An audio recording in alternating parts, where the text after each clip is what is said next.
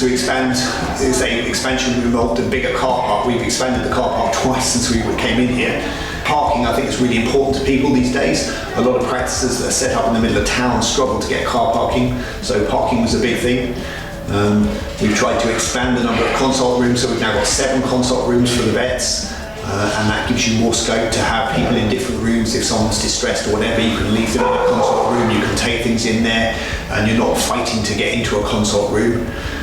We've got 2 nurses' rooms, which hopefully will allow us to do more nurse clinics, and nurse clinics, say, are good for the interaction of the clients, which I think is very important with our nurses, and being able to offer weight clinics and all sorts of the diabetes clinics and all sorts of other things. I mean, obesity is a huge problem in people and a huge problem certainly in our pets. So we want to do more of that. We've got a giant pair of scales for even the giant dogs.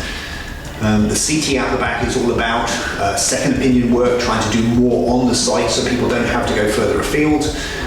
The kennel extension was all about, again, just being able to hospitalise more things, both overnight. We have 24-hour nursing staff here, up overnight looking after pets. So, you know, anything's a little bit, sort of takes a long time to come round after, and as they've also had big surgery, we just keep them in overnight.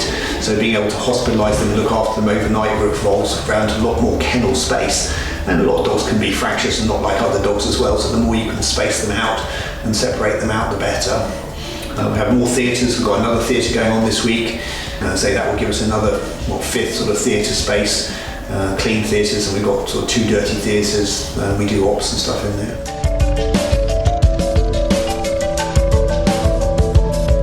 Growth and expansion is a nightmare.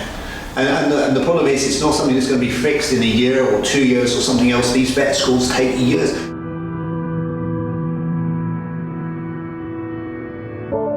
Clients' expectations have gone up so much in the last 10, 15 years in terms of what they expect. In the old days, people used to say, well, he did his best, he tried his best. You don't say that now. If anything's gone wrong, they're not going to be very happy with that. So everyone needs to be a specialist, if you know what I mean, compared to what we used to do. It's why there's no vets now that seem to do sort of large animal and small animal and try to be all things to all people, because it's just very, very difficult.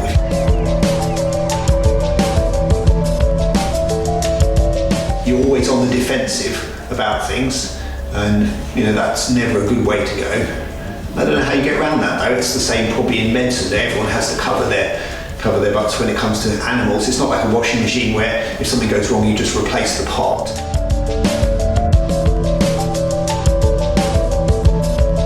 So we always tend to focus on the things that you couldn't make better. But as I say, we tend to forget all the growth, all the good things we've done, and all the really happy clients we've got. We've got loads of happy clients. I mean, that's why we're growing so quickly.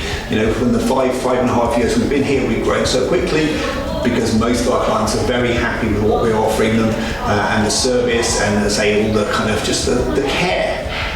That's what I guess it is. It comes down to care. People care, and that comes through from the nurse that you meet at midnight when you bring your animal in, your receptionist during the day. People genuinely care, and if anything, it hurts when you care, but that's important, I think.